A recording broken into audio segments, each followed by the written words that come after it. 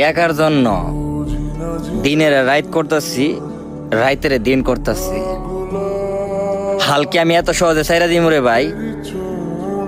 আমার চেষ্টাটা কি আমি এত সহজে থামাই দিমু? আমি তো দিনের রাত করতেছি, রাইতের দিন করতেছি, হাড় ভাঙা পরিশ্রম করতেছি একটু ভালো থাকবো দেখিয়া, একটু বালা তাহার লাগিয়া। আমার পরিশ্রমের কি আমি বিদা যেতে দিমু? আমার এত কষ্ট, এত পরিশ্রম, এত স্ট্রাগল সবকিছুরে কি আমি বিসর্জন করে দিমু?